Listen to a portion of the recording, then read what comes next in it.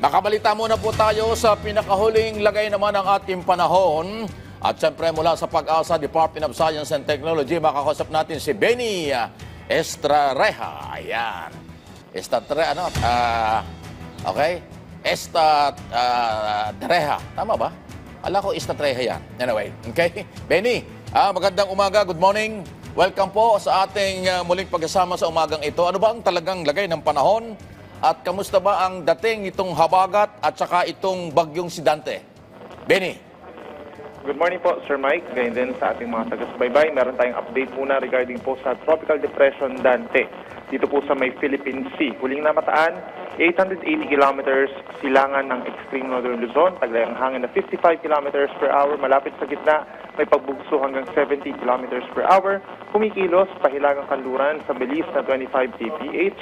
At inaasahang magpapalakas po or mag-enhance ng hanging habagat sa susunod na 2 araw habang binabagtas po ang Philippine Sea at maring tawirin din ang Okinawa Island sa Japan. Posibleng lumabas ito ng Philippine Area of Responsibility pagsapit po ng Friday ng madaling araw. Samantala, meron pa tayong minomonitor na isa pang low pressure area naman po dito sa coastal waters ng Calayan, Cagayan as of 3 in the morning at mataas ang tsansa po na ngayong araw din ay magiging isang bagyo po ito or tropical depression. At papangalanan po natin ito na Emong. Ang nakikita nating senaryo is itong si Emong ang mas makaka-apekto po directly sa ating kalupaan, lalo na sa may northern Luzon. We're seeing na makakaranas ng matitinding ulan din at may malalakas na hangin dito po sa may northern Luzon, lalo na sa may Ilocos Region at Cordillera Administrative Region as well as Cagayan Province. So we're expecting na yung habagat naman or southwest monsoon, itong si Dante at si magiging Emong, palalakasin po yung habagat pa rin hanggang sa araw po ng Friday dito po sa malaking bahagi pa ng Central and Southern Luzon, kabilang ang Metro Manila hanggang dito sa may parting Visayas. So expect pa rin po natin, meron tayong mga heavy rainfall warnings po na itataas in the coming hours and even hanggang sa araw po ng Friday. Mag-ingat pa rin po sa banta ng baha at landslides. Mataas na po ang chance na mangyari itong mga ganitong hazards natin. At laging makipag-coordinate sa inyong mga local government units. Benny, maitanong ko lang, Benny, yung sabihin nito, dalawa itong bagyo na yung isa yung si Dante, nandito na, mayroon pang papasok na bago at magkasunod. Anong ibig sabihin nito? Bakit nagkasunod? Based po dun sa ating assessment, naging conducive or naging favorable yung ating environment para mabuo itong mga bagyong ito malapit sa ating kalupaan. Mainit yung ating karagatan, mataas yung moisture content. Bagamat hindi naman siya malapit sa isa't isa, no? We're seeing po na posibleng magkaroon din ng interaksyon itong si Dante at si magiging Emong. Habang nasa may kanan itong si Dante at nasa may kaliwa itong si Bagyong Emong, maaaring magkaroon sila ng pagkilos na parang pumipihit po sa isa't isa. So maaaring yun yung mag-trigger ng pananatili ng dalawang bagyo ito sa ating area of responsibility. Parang kung magugunitan natin, Benny, di ba, noong nakaraang taon, nakaranas tayo ng 6 na typhoon sa loob lang ng 2 linggo. Parang ngayon, ganon din ang nangyayari na parang nagkakasunod-sunod. Kaalis lang ni Crising. Tapos may Dante, may Emong naman ngayon. Parang anong forecast nyo dyan sa Pag-asa? Mauulit ba yung nakaraang taon na nagkasunod-sunod talaga?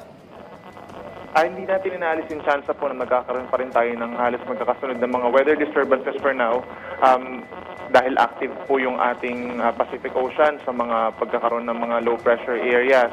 And from low pressure areas, dyan sumusulpot po or nabubuo ang mga bagyo natin. No? After nitong si Bagyong Dante, and then si possible Bagyong Emong, meron pang sa ngayon isang posible rin maging bagyo sa may parting Guam, pero ito naman po ay hindi papasok ng ating area of responsibility. So posibleng maputol ng bahagya yung tinatawag na series or sunod-sunod na bagyo.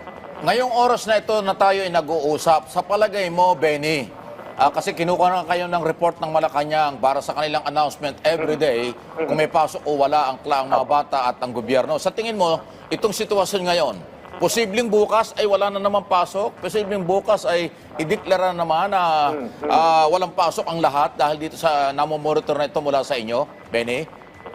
Yes, most likely po magkakaroon talaga ng mga suspensions dahil una na nga po itong si Bagyong Emong, natatawaging Emong nga po is malapit sa kalupaan kumpara kay Dante. So most likely yung mga may magkakaroon ng mga wind signal dito sa may northern Luzon ay magkakaroon pa rin ng mga class and work suspensions. Plus, yung ating rainfall na asahan mula sa habagat, magpapatuloy pa rin. Ilang araw na po na inuulan yung ibang mga kababayan natin dito sa even dito sa Metro Manila at mga kalapit lugar. So, hindi pa rin safe. Okay. Benny, salamat sa oras, pagkakataon at nakamonitor lang kami at tatawag ulit kung ano mga development. Thank you sa update. Po, ingat po. Mga kaibigan, si Benny Estrareja, ang ating pong napakinggan. Kaugnay dito. So dalawa ito, Dante at saka Emong. Wow. Ang mukhang isang binibigyan ng sapantahan nila, yung Emong, yun ang maaaring magdala ng maraming ulan na naman. Nagkakasunod-sunod. So hindi ho ito pananakot atin lang ho itong binabalita dahil ang Pag-asa, DOST ang merong kapabilidad mag-monitor, mag-forecast nga po kung ano ang maaaring lagay ng panahon. Kaya ko lang itinanong kasi walang pasok ngayon ng mga bata at government office. So, mahalaga nga itong araw na ito, i-assist ulit yan. Mamayang hapon, posibleng magkaroon naman ng announcement ang Malacanang. Kasi yun ho, ang mahalaga dito, yung maagang announcement kung ano ang gagawin. Para ho, nakapaghahanda ang mga bata at mga nagtatrabaho.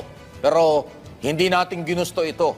Kalamidad po ito na siya ho ang ating iniiwasan dahil mahalaga, proteksyon, buhay, kaligtasan ng mga batang nag-aaral, milyon po yan.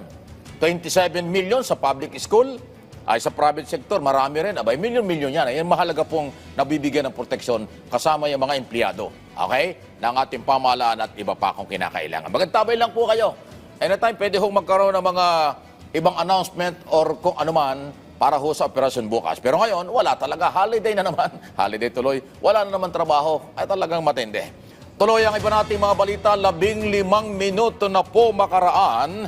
Ang alas 9 ng umaga ay natasa na po ng DILG, Philippines at ang Local Executive, Chief Local Executive, ano yan? Nang agaraan niya magpatupad daw ho ng force evacuation sa mga lugar na matinding naapektuhan na malakas na pag-ulan, dulot nga po ng habagat bilang paghahanda na rin sa posibleng epekto ng bagyong si Dante. Ay mukhang si Dante hindi masyado magiging problema. Yung Emong daw ang susunod. Ayon sa DILG, Secretary John Vic Remulla, kailangang unahin ang kaligtasan ng mga bata, matatanda, person with disability. Ibig sabihin, mga disabled person at yung iba pa. Actually, lahat, wala na tayong pipiliin. Disabled ka o matanda o bata, lahat ay dapat bigyan ng proteksyon.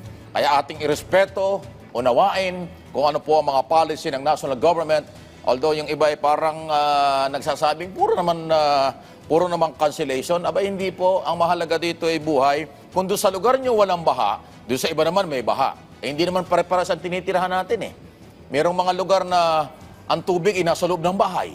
Meron naman lugar na walang tubig kahit yung kalye kasi mataas yung lugar nila. Kaya ho, ang pangkalahatan dyan ay kung ano ang desisyon ng gobyerno, ating susundin at respeto na lang.